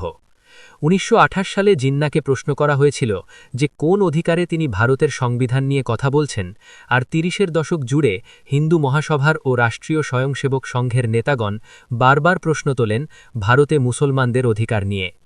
৪০-এর দশকের ঘটনাবলীর কারণগুলি লুকিয়ে আছে ৩০-এর দশকে হিন্দুত্ববাদী সভা সংঘের কথায় ও লেখায়। কিন্তু হিন্দুত্ববাদী শক্তির যে কংগ্রেসের বাইরে স্বতন্ত্র অস্তিত্ব আছে, একথা জিন্নার অন্তত তখনও মনে হয়নি। কলকাতায় ১৯৩৮ সালের এপ্রিল মাসে মুসলিম লীগের যে বিশেষ অধিবেশন হয়, তার সভাপতির ভাষায় হিন্দু সভার হাইটেন্ড অ্যাক্টিভিটিকে জিন্না চিহ্নিত করেন কংগ্রেস অ্যাট্রসিটিজ ২টি শব্দ দিয়ে। ৩. এবার ভাষা ও লিপির প্রসঙ্গ। এই সূত্রে উল্লেখযোগ্য যে সপ্তদশ শতাব্দীতেও হিন্দি নামে কোনো ভাষা ছিল না, যেমন দশম শতাব্দীতে হিন্দু ধর্ম নামে কোনো ধর্মের অস্তিত্ব ছিল না। গজনীর মামুদের ভারত আক্রমণগুলির পূর্বে ভারতে ছিল ব্রাহ্মণ্য ধর্ম, বৈষ্ণব ধর্ম, শৈব ধর্ম, শাক্ত ধর্ম, গানপত্য ধর্ম প্রভৃতি বহু ধর্ম।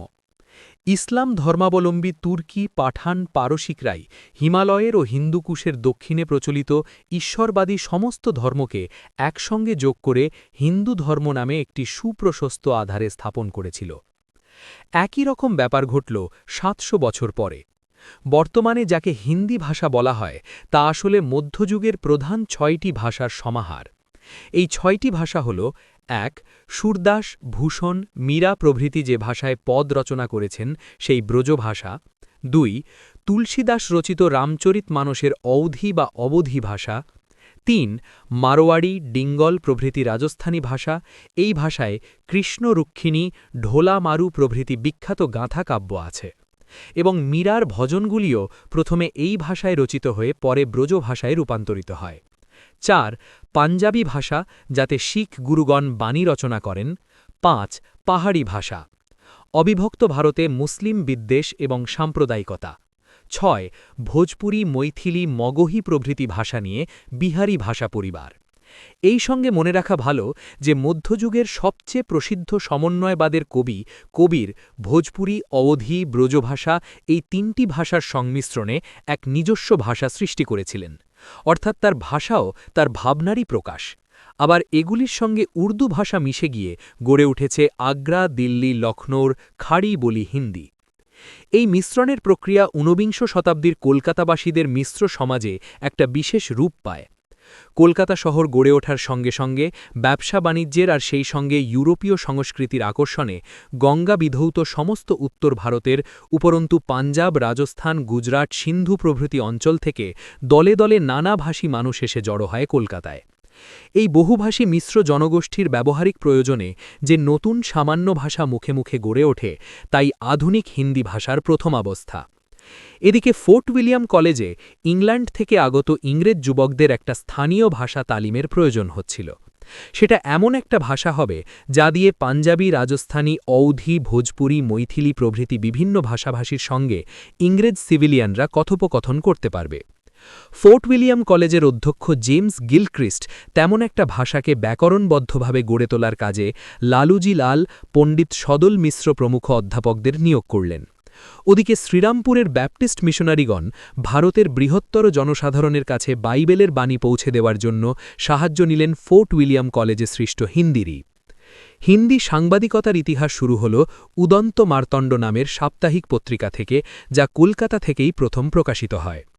তারপরে বারাণসী নিবাসী একজন বাঙালি প্রকাশ করলেন সুধাকর নামে একটি পত্রিকা। এইভাবে ঊনবিংশ শতাব্দীর প্রথমার্ধে হিন্দির বাল্য ও কৈশোর কাটে। একই সঙ্গে শুরু হল উর্দু এবং হিন্দির মধ্যে শক্তি পরীক্ষা। ঊনবিংশ শতাব্দীর প্রথমার্ধে উত্তর ভারতের সম্ভ্রান্ত সমাজে তিনটি ভাষার সম্যক প্রচলন ছিল: পারসিক, সংস্কৃত ও উর্দু। প্রথম দুটি ছিল বিদ্বান ব্যক্তিদের বিদ্যা অনুশীলনের ও আলোচনার ভাষা, কিন্তু ধর্মাধর্ম নির্বিশেষে সাধারণ মানুষের আলাপের ও শিক্ষার ভাষা ছিল উর্দু। ইংরেজদের দ্বারা মুঘল বাদশাহ বাহাদুর শাহের নির্বাসনের পরে কোনো হিন্দু মহল থেকে উর্দুকেও নির্বাসনে পাঠিয়ে তার স্থানে হিন্দির অভিষেক সম্পনের দাবি উঠতে শুরু করে। কিন্তু অনেক অভিজাত বা শিক্ষিত হিন্দুর কাছেও হিন্দির জন্য ওই দাবি নিম্ন রুচির পরিচায়ক ছিল। এর মধ্যে দুই প্রজন্মের বিরোধও নিহিত ছিল। লালা লাজপত রায় তার আত্মজীবনীতে লিখেছেন যে তিনি যখন আর্য সমাজে দীক্ষা নিয়ে হিন্দির প্রচার শুরু করেন, তখন তার পিতা ক্ষুব্ধ হয়ে বলেছিলেন যে হিন্দি হল বাজারের বা ক্রেতা বিক্রেতার ভাষা, আর উর্দু হল শরীফ বা গণ্যমান্যদের ভাষা। ২০ শতকের ষষ্ঠ দশকে সভাপতির একটি ভোটের জোরে হিন্দিকে ভারতের রাষ্ট্রভাষা করা হয়, কিন্তু হিন্দির প্রচারকগণ সমস্ত হিন্দু ধর্মাবলম্বীদেরকে উর্দু বর্জন করে হিন্দি গ্রহণের জন্য প্রচণ্ড আন্দোলন শুরু করেন। ফলে অনিবার্যভাবে ভাষার বিষয়টা সাম্প্রদায়িক চরিত্র, বর্ণ ও রূপ লাভ করে এবং সাম্প্রদায়িক বিভেদে ও বিরোধে ইন্ধন যোগায়। একদিকে হিন্দু ধর্মসভা ও গোরক্ষিণী সভাগুলির উর্দুর বিপক্ষে ও হিন্দির পক্ষে তীব্র তৎপরতা, অন্যদিকে মুসলিম মজলিস ও মৌলবী জানায়াতগুলির উর্দুর পুরনো ইজ্জত রক্ষার জন্য মরিয়া লড়াই। স্বভাবতই সাম্প্রদায়িক কারণে অর্থাৎ হিন্দু সংখ্যাগরিষ্ঠতার জন্য হিন্দির বলবৃদ্ধি অনিবার্য ছিল। আদিতে মুন্সী প্রেমচাঁদ ছিলেন উর্দু সাহিত্যিক, কিন্তু ক্রমবর্ধমান হিন্দিবাদীদের এবং অবশ্যই সংখ্যাগরিষ্ঠতার চাপে ১৯১৬ খ্রিস্টাব্দে তিনিও উর্দুকে বর্জন করে বৃহত্তর পাঠক সমাজের কাছে পৌঁছবার জন্য হিন্দিকে বরণ করেন। বর্তমানে তিনিই শ্রেষ্ঠ হিন্দি সাহিত্যিক রূপে স্বীকৃত।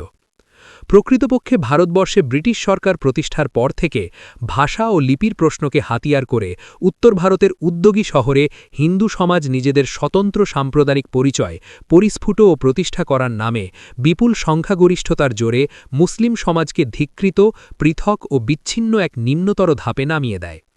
প্রকৃতপক্ষে ভারতের রাজনীতিতে গান্ধীজির আবির্ভাবের পর থেকে ভারতের স্বাধীনতা লাভ পর্যন্ত মোটামুটি ৩০ বছরের ইতিহাস রচনার কালে আমরা দৃষ্টি নিবদ্ধ রাখি ব্রিটিশ রাজ, জাতীয় কংগ্রেস ও মুসলিম লীগের এই তিনটি শক্তির মধ্যে রাজনৈতিক টানাপোড়েন, দরকষাকষি ও লড়াইয়ের মধ্যে।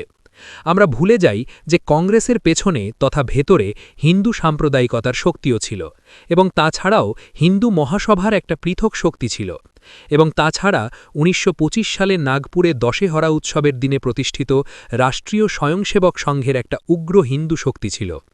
আমাদের মনে রাখা ভালো যে গান্ধী বা নেহেরু নন, জায়কারই জিন্নার জীবনের শেষ ২ দশকের চিন্তাধারা ও কর্মসূচিকে নির্ধারণ ও পরিচালন করেন।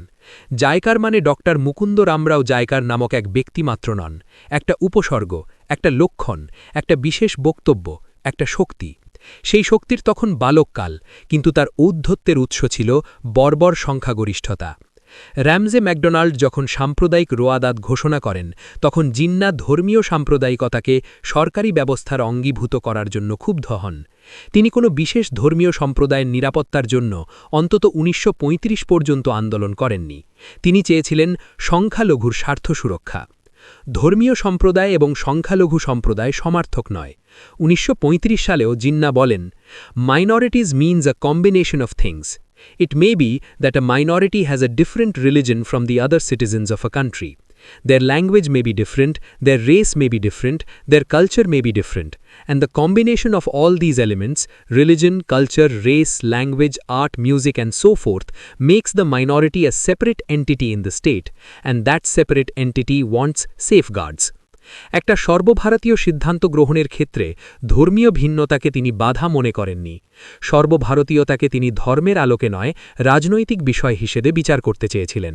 তিনি বুঝেছিলেন সংখ্যালঘুর প্রশ্নটা রাজনৈতিক আর সম্প্রদায়ের প্রশ্নটা ধর্মের সংক্রান্ত, এবং তাই সংখ্যালঘুর রাজনৈতিক বিষয়টাকে ধর্মীয় সম্প্রদায়ের বিষয়ের সঙ্গে জড়িয়ে ফেললে ভারতীয়তা ক্ষুণ্ণ হতে পারে। জিন্নার চিন্তাধারা দুটি প্রাচীরে বাধা পেয়ে ৩০এর দশকের মাঝামাঝি সময়ে একেবারে ভিন্ন খাতে ঘুরে যায়। এ দুটি প্রাচীরের একটি হল ড মুকুন্দ রামরাও জায়কার যে গোষ্ঠীর মুখপাত্র ছিলেন সেই হিন্দু মহাসভা, এবং অপরটি হল হিন্দু মহাসভারই ঘনীভূত সংস্থা ড কেশব বলিরাম হেরেগেওয়ার কর্তৃক প্রতিষ্ঠিত রাষ্ট্রীয় স্বয়ংসেবক সংঘ। ৩০এর দশকের হিন্দুত্ববাদী সভা সংঘের কথায় ও লেখায় ৪০এর দশকের ঘটনাবলীর কারণগুলি লুকিয়ে আছে। কিন্তু হিন্দুত্ববাদী শক্তির যে কংগ্রেসের বাইরে স্বতন্ত্র অস্তিত্ব আছে, একথা জিন্নার অন্তত তখনও মনে হয়নি। কলকাতায় ১৯৩৮ সালের এপ্রিল মাসে মুসলিম লীগের যে বিশেষ অধিবেশন হয়, তার সভাপতির ভাষণে হিন্দু সভার হাইটেন্ড অ্যাক্টিভিটিকে জিন্না চিহ্নিত করেন কংগ্রেস অ্যাট্রসিটিজ শব্দ দুটি দিয়ে। প্রকৃতপক্ষে হিন্দুত্ববাদী শক্তি তখনও যৌবন লাভ করেনি, তখনও কৈশোরের সন্ধিক্ষণে, এবং এই গোষ্ঠীর অনেকেই তখনও কংগ্রেসের সদস্য। কিন্তু গান্ধীজি তখনও ভারতের অবিসংবাদিত নেতা। তখনও গান্ধীজির ইচ্ছাতেই স্থির হয় যে কংগ্রেসের কোন নির্বাচিত সভাপতি অর্থাৎ রাষ্ট্রপতিকে কাজ করতে দেওয়া হবে বা হবে না। তাই মুসলিম লীগের নেতারূপে জিন্নাকে বোঝাপড়া করতে হল কংগ্রেসের নেতৃবৃন্দের সঙ্গেই, এবং প্রধানত গান্ধীজির সঙ্গে। একদা গান্ধীজির প্রতি জিন্না অভিযোগ করেছিলেন যে গান্ধীজি রাজনীতির সঙ্গে ধর্মকে জুড়ে দিচ্ছেন। এবারে জিন্নাই সেই রণনীতি গ্রহণ করলেন, ধর্মের নামে রাজনীতি।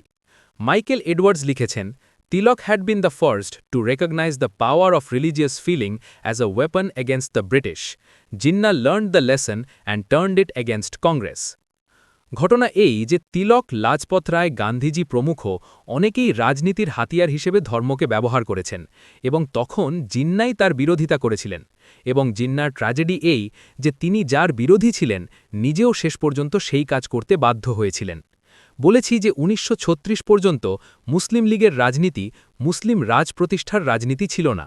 কিন্তু ইকবাল ও রহমত আলী মুসলমানদের জন্য আলাদা একটুখানি জমির কথা যে একেবারেই চিন্তা করেননি তা নয়, তবে তা যে কোনোদিন বাস্তবে সম্ভব হতে পারে এমন বোরাশা ১৯৩৭ সালের নির্বাচনকালেও জিন্না বা লিয়াকত আলী তথা লীগ নেতাদের কেউ করেননি। হিন্দু মহাসভা ও রাষ্ট্রীয় স্বয়ংসেবক সংঘের নেতাগণই প্রথম থেকে দাবি করেছেন যে এটা হিন্দুর দেশ, এখানে অহিন্দুদের থাকতে হবে হিন্দুদের দয়ায়, অতিথির মতো বাস করতে হবে অধিকারশূন্য দ্বিতীয় শ্রেণীর নাগরিকের মতো। হিন্দু নেতারাই মিনমলীকরণ তথা নির্মলীকরণ পূর্বক হিন্দুরাজ প্রতিষ্ঠার আন্দোলন করেছেন। বিংশ শতাব্দীর প্রথমার্ধের ইতিহাসে সাধারণত তিনটি চরিত্র বা তিনটি পক্ষকেই মঞ্চে স্থাপন করা হয়: ব্রিটিশ পক্ষ, কংগ্রেস পক্ষ, লীগ পক্ষ। আমরা ভুলে যাই যে হিন্দু পক্ষরূপে চতুর্থ একটা পক্ষ ছিল। অবশ্য জিন্না হিন্দু পক্ষের স্বতন্ত্র অস্তিত্ব স্বীকার করতেন না। তার বিশ্বাস ছিল যে বিপজ্জনক হিন্দু পক্ষ কংগ্রেসের গর্ভেই আত্মগোপন করে আছে। তার ধারণা ছিল যে যদি কখনও কংগ্রেস রাজ প্রতিষ্ঠিত হয় তবে সেটাও এক প্রকারের হিন্দু রাজ। এই ধারণা থেকেই তিনি দ্বিজাতিত্ব উদ্ভাবন করেন। হিন্দু যদি একটা জাতি হয় তাহলে ভারতের মুসলমানরাই বা কেন একটা জাতি হবে না? আর ভারতীয় মুসলমানরা যদি একটা জাতি হয় তাহলে তাদের একটা নিজস্ব দেশও থাকা চাই। ব্রিটেন যেমন বেলফোর ঘোষণায় প্যালেস্টাইন থেকে খানিকটা অংশ কেটে নিয়ে ইহুদিদের নিজস্ব দেশ সৃষ্টির প্রতিশ্রুতি দিয়েছে, তেমনি ভারতের থেকে কিছু জমিকে ভারতীয় মুসলমানদের দেশ বলে চিহ্নিত করে দেবে না কেন? এতদিন শুধু হিন্দুদের দাবিই শোনা যাচ্ছিল, যেমন লোকমুখে তেমনি নেতাদের রচনায় ও বক্তৃতায়। এবারে মুসলিম লীগের নেতাদের মুখেও মুসলিম সমাজের দাবি শোনা গেল। লীগের প্রধান অভিযোগ ছিল ১৯৩৭-এর নির্বাচনে কংগ্রেস মন্ত্রিত্ব গ্রহণ করবে না ও সরকার গঠন করবে না ঘোষণা করে নির্বাচনে অংশ নেয় এবং নির্বাচনে জয়লাভ করে প্রদেশে প্রদেশে মন্ত্রিমণ্ডলী ও সরকার গঠনও করে এবং সরকারি ক্ষমতার অপব্যবহার করে সংখ্যালঘু নির্যাতনও করে। কংগ্রেস সরকারগুলির সাম্প্রদায়িকতা নিয়ে অনুসন্ধানের জন্য পীরপুরের রাজাকে সভাপতি করে একটি কমিটি গঠিত হয়। এই পীরপুর রিপোর্টে মন্তব্য করা হয়, the Muslims think that no tyranny can be as great as the tyranny of the majority. এই রিপোর্ট কিছুটা অতিরঞ্জিত ছিল, কিন্তু সম্পূর্ণ ভিত্তিহীন ছিল না। অতঃপর ১৯৪০-এর ফেব্রুয়ারি মাসে জিন্না প্রথম হিন্দুদের মতো মুসলমানদেরও একটি পৃথক জাতিরূপে ঘোষণা করলেন এবং সেই প্রথম মুসলিম জাতির ভাগ্য মুসলিম জাতিই নির্ধারণ করবে বলে দাবি জানালেন। পরের মার্চ মাসেই লীগের লাহোর অধিবেশনে মুসলমানদের জন্য পৃথক দেশের দাবি তথা পাকিস্তান প্রস্তাব উপস্থাপিত হল। পাকিস্তান প্রস্তাব উপস্থাপনের ৩ বছরের মধ্যেই জিন্নার অনুমান ও আশঙ্কা কতখানি সত্য ছিল তা প্রমাণিত হল। স্পষ্ট হল যে গান্ধীজির প্রতি দেশবাসীর আনুগত্য অথবা গান্ধীজির আদর্শ সম্বন্ধে কতখানি আন্তরিকতা বর্জিত ও পল্লবগ্রাহী ছিল। ভারত ছাড়ো আন্দোলন পরিণত হল সন্ত্রাসবাদী হিংসাত্মক কার্যকলাপে। তারপরেই ৫০-এর মন্বন্তরে দেখা গেল জমিদার মহাজনের অর্থগৃহ্ণতার জঘন্য স্বরূপ, এবং লক্ষণীয় যে জমিদার মহাজনের অধিকাংশই ছিলেন কংগ্রেস সমর্থক হিন্দু, আর কৃষকদের অধিকাংশই মুসলমান আর কৃষক প্রজা পার্টির সমর্থক। ক্রমে ক্রমে গান্ধীজির নেপথ্যে নির্বাসন। যখন ক্যাবিনেট মিশন এলো তখন আলাপ আলোচনার অথবা সিদ্ধান্ত গ্রহণের জন্য কেউ গান্ধীজির খোঁজ করেনি। মিশন যখন পরিকল্পনা দিল যে কেন্দ্রের হাতে প্রতিরক্ষা, যোগাযোগ ও বিদেশ মন্ত্রক রেখে বাকি সব বিষয়ে প্রদেশগুলিকে দেওয়া হবে এবং প্রদেশগুলিকে ধর্মীয় সম্প্রদায়ের ভিত্তিতে ক, খ ও গ এই ৩ খণ্ডে বিভক্ত করা হবে, তখন গান্ধীজির মতামতের অপেক্ষা না করেই কংগ্রেস ব্যবস্থাটা মেনে নিল। ব্যবস্থাটা কংগ্রেস বা লীগ কারও মনোপুত হয়নি, তবুও আরও জটিলতা এড়াবার জন্যই মেনে নেওয়া। একবার মেনে নেওয়ার পর অন্তর্বর্তী সরকারের প্রতিনিধিত্বের প্রশ্নে কংগ্রেসের পক্ষে জওহরলাল দলের সমর্থন প্রত্যাহার করে নেন, কিন্তু সংবিধানের খসড়া প্রণয়নের জন্য কনস্টিটিউয়েন্ট অ্যাসেম্বলিতে যোগদানের সিদ্ধান্ত বহাল রাখেন। কিন্তু যখন ভাইসরয় ওয়াভেল অন্তর্বর্তী সরকার গঠনের জন্য তাগাদা দিলেন, তখন ওয়াভেল বললেন যে কংগ্রেস যোগ না করলে কি করে সেই সরকার গঠন করা যাবে। ইতিমধ্যে জওহরলাল বোম্বেতে এক সাংবাদিক সম্মেলনে বললেন যে তারা কনস্টিটিউয়েন্ট অ্যাসেম্বলিতে কোনো পূর্ব নির্ধারিত শর্ত মেনে যাচ্ছেন না, সম্পূর্ণ খোলা মন নিয়ে যাচ্ছেন এবং অ্যাসেম্বলির মাধ্যমে নিজেদের মর্জিমতো ক্যাবিনেট মিশনের প্ল্যানকে পরিবর্তন বা সংশোধন করে নেবেন। খবরের কাগজে জওহরলালের মনের কথা পড়ে জিন্না লীগের সমর্থন প্রত্যাহার করে নেন। এবার ভাইসরয় একা কংগ্রেসকে নিয়ে অন্তর্বর্তী সরকার গঠন করেন। এই ব্রিটিশ বিশ্বাসঘাতকতায় স্তম্ভিত জিন্না বললেন, I feel we have exhausted all reason. It is no use looking to any other source for help or assistance. There is no other tribunal to which we can go. The only tribunal is the Muslim nation. Congress যে কাণ্ডটা করল তা সম্ভব হল তার brute মেজরিটির জন্য। এর মধ্যে নীতির প্রশ্ন ছিল না, ভালো মন্দের বিচার ছিল না। ভালো মন্দের প্রশ্নে যেন একা মুসলমানরাই বাধা।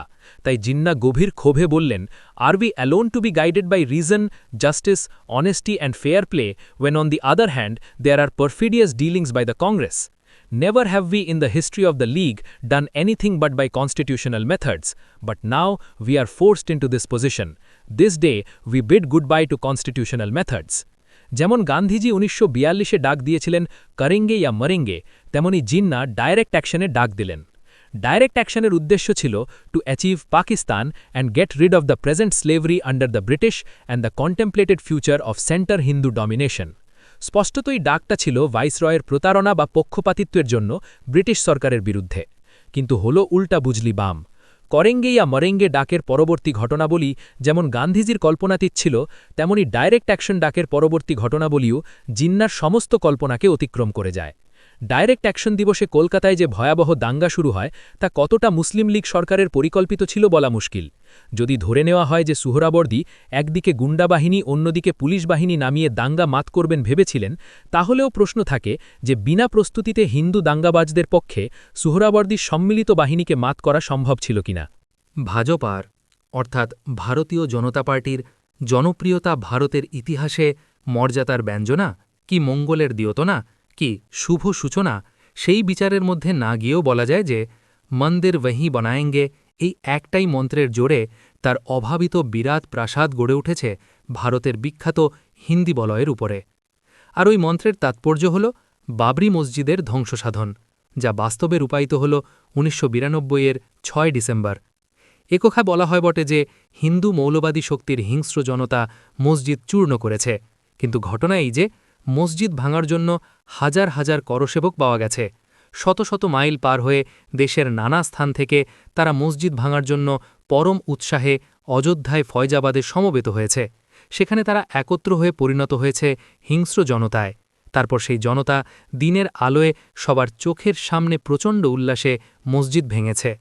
মনকে চোখ ঠার না দিয়ে যদি আমরা বাস্তব সত্যকে প্রত্যক্ষ করতে চাই, তাহলে দেখব যে ভারতীয় বৈচিত্র্যের মধ্যে ঐক্যের, শ্রীরামকৃষ্ণের যত মত তত পথের, রবীন্দ্রনাথের ভারততীর্থের, গান্ধীর অহিংসা ও সত্যাগ্রহের, সংবিধানের, সেকুলারিজমের সমস্ত আদর্শ ও দর্শন, সমস্ত বিচার ও বিশ্বাস, সমস্ত যুক্তি ও সত্যের বিরুদ্ধে যে অভিযান শুরু হয়েছিল তার চূড়ান্ত সাফল্য সাধিত হল ৯২-এর ৬ ডিসেম্বর। আমরা যদি মহাত্মা গান্ধীকে হত্যা থেকে বাবরি মসজিদের ধ্বংস পর্যন্ত ভারতের রাজনৈতিক ও সামাজিক জীবনের পর্দা সরিয়ে তাকাই, তাহলে দেখব যে এই ৪৪ বছর ধরে মিথ্যা ও হত্যার, দুর্নীতি ও হিংস্রতার, পেশিশক্তি ও বিত্তশক্তির এক বিচিত্র জয়যাত্রা নির্গত হয়েছে ভারতের রাজপথে। যারা ওই রাজপথের উদ্দাম জয়যাত্রার সামিল নয়, যারা আপন বিচার অনুসারে অন্য পথে চলতে চায়, যারা স্বতন্ত্র জীবনযাপন করতে চায়, যারা রাষ্ট্রীয় স্বয়ংসেবক সংঘ বা ভারতীয় জনতা পার্টি বা শিবসেনা বা বিশ্ব হিন্দু পরিষদ নির্ধারিত হিন্দুত্ব থেকে স্বাধীনভাবে জীবনযাপন করতে চায়, আজ তারা সবাই ভারতীয় জনতার শত্রু বলে পরিগণ্য ও তারা সবাই বিপন্ন, এবং বিপন্নদের প্রথম সারিতেই আছে ভারতীয় মুসলমানগণ।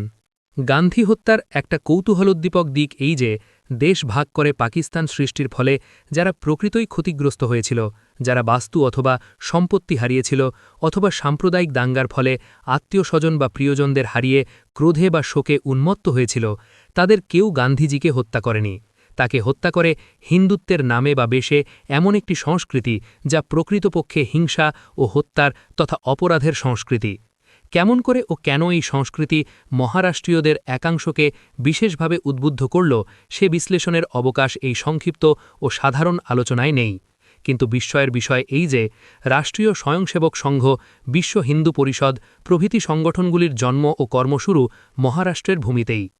বম্বে প্রেসিডেন্সির হোম ডিপার্টমেন্টের প্রমাণ অনুসারে ১৯৪০-এর সত্যাগ্রহ আন্দোলনের সময় আরএসএসের নেতা বহুরাও অভয়ঙ্কর ব্রিটিশের প্রতি পূর্ণ আনুগত্যের আশ্বাস দেন। ৪ বছর পরে যখন জাতীয়তাবাদী নেতাদের অধিকাংশই কারারুদ্ধ, তখন Bombay Presidency home secretary HVR আইয়েঙ্গার লিখিত মত দেন যে আরএসএসের উপর কোনো নজরদারির প্রয়োজন নেই, কারণ the Sangh has scrupulously kept itself within the law and in particular has restrained from taking part in the disturbances that broke out in August 1942।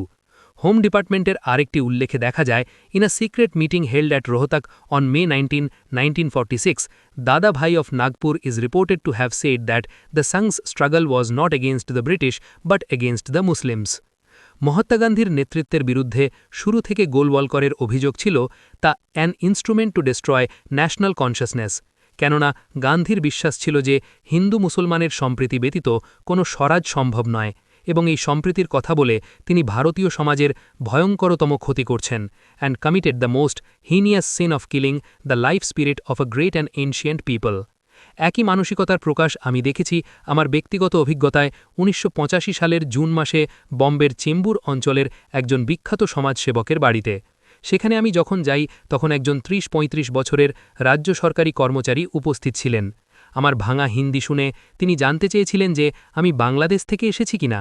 আমি উত্তর দেওয়ার আগেই তিনি জানালেন যে যারা বাংলা ভাষায় কথা বলে তারা সবাই বাংলাদেশী এবং তার মহারাষ্ট্রে বাংলাদেশিদের কোনো স্থান নেই।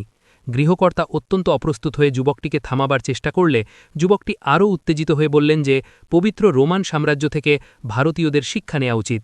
আবেগে উদ্বেলিত হয়ে বক্তব্যটিকে ব্যাখ্যা করে বললেন যে আমরা ভারতীয়রা পবিত্র রোমান সাম্রাজ্যের মতো প্রতিষ্ঠা করব হিন্দু পবিত্র মহারাষ্ট্র, এক রাষ্ট্র, এক জাতি, এক ধর্ম, এক ভাষা, এক আইন।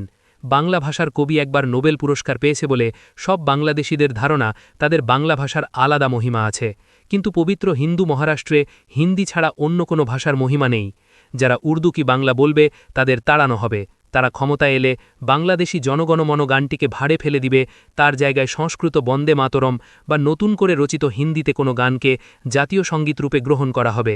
গৃহকর্তা ক্রুদ্ধ হয়ে যুবকটিকে বললেন যে অতিথিকে অপমান করা হিন্দুত্বের অপমান। তখন যুবকটি নাটকীয়ভাবে শান্ত হয়ে আমার কাছে ক্ষমা চাইলেন। সেই মহারাষ্ট্রীয় যুবকের মধ্যে যে পুঞ্জীভূত বারুদের পরিচয় পেয়েছিলাম তা কোনো বিচ্ছিন্ন বা ব্যতিক্রান্ত ব্যাপার ছিল না। ফিল্মস ডিভিশনের একজন উচ্চপদস্থ ব্যক্তি বলেছিলেন, ব্রিটিশ রাজের প্রশস্তি করা জনগণমনকে না করে বন্দে মাতরমকে জাতীয় সঙ্গীত করা উচিত ছিল, কিন্তু জওহরলাল ট্যাগোরের গানকেই করেন, কারণ জওহরলাল নিজেও ইংরেজ ভক্ত ছিলেন। এই ব্যক্তিও মহারাষ্ট্রীয় ছিলেন। বম্বে ফিল্ম ল্যাবরেটরির একজন কর্মীর অভিনেতা দিলীপ কুমার সাহেব সম্বন্ধে বক্তব্য ছিল, তার এখন পাকিস্তানে চলে যাওয়া উচিত। একদা হিন্দু মুসলিম সম্প্রীতির উজ্জ্বল দৃষ্টান্ত ছিল বম্বের চলচ্চিত্র জগৎ, এবং বহু সিনেমাতেও সাম্প্রদায়িক সম্প্রীতিকে আদর্শ হিসেবে প্রচার করা হয়েছে। ৭৯ থেকে ১৯৮৭ সাল পর্যন্ত আমি একটানা বম্বেতে ছিলাম, এবং ৮ বছরের মধ্যে ভারতের সবচেয়ে আধুনিক শহর বলে পরিচিত বম্বে রূপান্তরিত হল ঘোর মৌলবাদী মহানগরে, যার সমস্ত সাধনা সপ্তদশী ষোড়শ শতাব্দীর ধর্মীয় বাতাবরণে প্রত্যাবর্তন। বঙ্কিমচন্দ্র, লালা লাজপত রায়, বাল গঙ্গাধর তিলক প্রমুখ নেতাদের নির্দেশে হিন্দু ধর্মের ভিত্তিতে জাতি গঠনের আদর্শ বা মতবাদ নির্মাণের কাজ শুরু হয়। পরে গান্ধীজি ও গান্ধীবাদীদের প্রভাবে ১৯৩১ সালে ভারতীয় জাতীয় কংগ্রেসের করাচি অধিবেশনে গৃহীত হয় ধর্মনিরপেক্ষ রূপে জাতি গঠনের নীতি।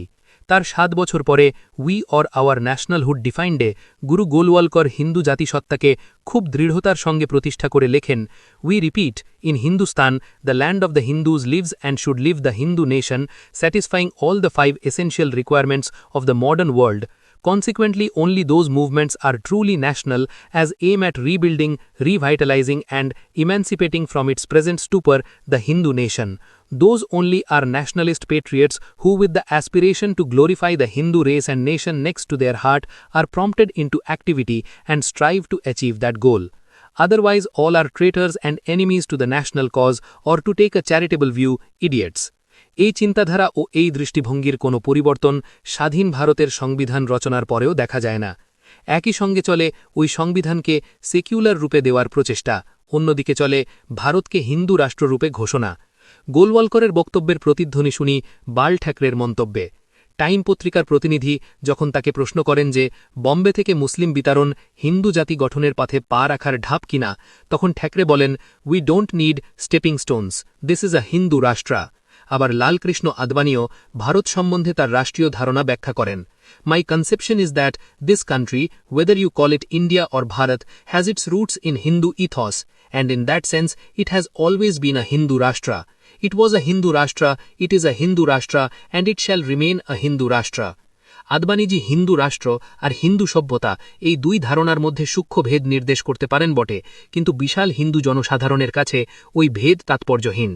প্রকৃতপক্ষে বহু সংখ্যাগরিষ্ঠ ধর্মীয় সম্প্রদায়ের প্রভাবশালী নেতৃত্বের উপলব্ধিতেও ভারত এমন এক রাষ্ট্র যা হিন্দু জাতিতত্ত্বেই আদৃত। কিন্তু ভারতীয় জনতা পার্টিকে হিন্দু জাতীয়তাবাদী দলরূপে ঘোষণা করার বাধা হচ্ছে এর সংবিধান। ভাজপা যদি নিজেকে হিন্দু জাতীয়তাবাদী দলরূপে পরিচয় দেয়, তাহলে নির্বাচন আয়োগ সংবিধান অনুসারে ভাজপাকে নির্বাচনে অংশ নেওয়ার ব্যাপারে অযোগ্য বলে চিহ্নিত করে দেবে। একই কথা শিবসেনার ক্ষেত্রেও প্রযোজ্য। কোনো ধর্মীয় দলের ভারতের নাগরিক নির্বাচনে অংশ নেওয়া সংবিধান বিরোধী। ধর্মীয় দলরূপে নির্বাচনে অংশ নিতে হলে সংবিধান সংশোধন করতে হবে, এবং সংসদের বর্তমান দলবিন্যাসে সংবিধানের এত বড় পরিবর্তন অসম্ভব। সুতরাং সংবিধানে সেকুলার শব্দটি অথবা সেকুলার আদর্শ থেকেই যাচ্ছে, এবং আদবানি, ঠাকরে প্রমুখ হিন্দু রাষ্ট্রবাদীগণ মুখে নিজেদেরকে সেকুলার বলে দাবি করেই যাবেনি। এরা নির্বাচন আয়োগকে নিষ্ক্রিয় করে রাখার জন্য নিজেদেরকে সেকুলার বললেও আসলে যে কি, অর্থাৎ মুখোশের আড়ালে এদের মন হিন্দু রাষ্ট্রবাদী, এমনকি জঙ্গি হিন্দু রাষ্ট্রবাদী কিনা তা নির্ধারণের কোনো উপায় আছে কি?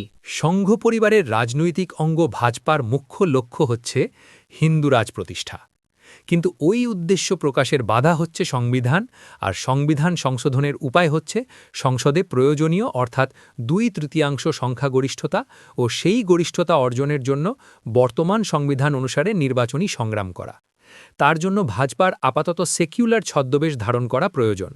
ততদিন পর্যন্ত তার গুপ্ত কৃত্যসূচি সম্পাদনের কাজ এগিয়ে নিয়ে যাবে রাষ্ট্রীয় স্বয়ংসেবক সংঘ, বিশ্ব হিন্দু পরিষদ, বজরঙ্গ দল, শিবসেনা প্রভৃতি সংগঠন। এবং একবার সংবিধান সংশোধনের মতো প্রয়োজনীয় গরিষ্ঠতা লাভ করলে তার নিজ মূর্তি ধারণ করবে। এই সম্ভাবনা সম্বন্ধে ভারতীয় মুসলমানদের তো বটেই, সমস্ত ভারতীয় অহিন্দুরই একটা গভীর শঙ্কার মধ্যে অবস্থান। শিবসেনার হামলার ভয়ে ফায়ার ছবির প্রদর্শন মহারাষ্ট্রের সর্বত্র ও আরও কতকগুলি রাজ্যে বন্ধ হয়ে গেল। তারপর শতাব্দীর শেষ বছর শুরু হতেই শুরু হল ভারত পাকিস্তানের ক্রিকেট খেলা বন্ধ করার খেলা। পাকিস্তান আমাদের শত্রু, তাই তার সঙ্গে যোগাযোগের সমস্ত পথ বন্ধ করতে হবে, এটা শিব সেনাপতি বালা সাহেবের পুরনো ফতোয়া। ৫০ বছর আগে রাতের অন্ধকারে কয়েকটা লোক বাবরি মসজিদের ভেতর যেভাবে পুতুল রেখে এসেছিল, সেভাবে ৬ জানুয়ারি রাত্রে কয়েকজন শিবসেনা দিল্লির ফিরোজ শাহ কোটলার পিচ খুঁড়ে দিয়ে এলো।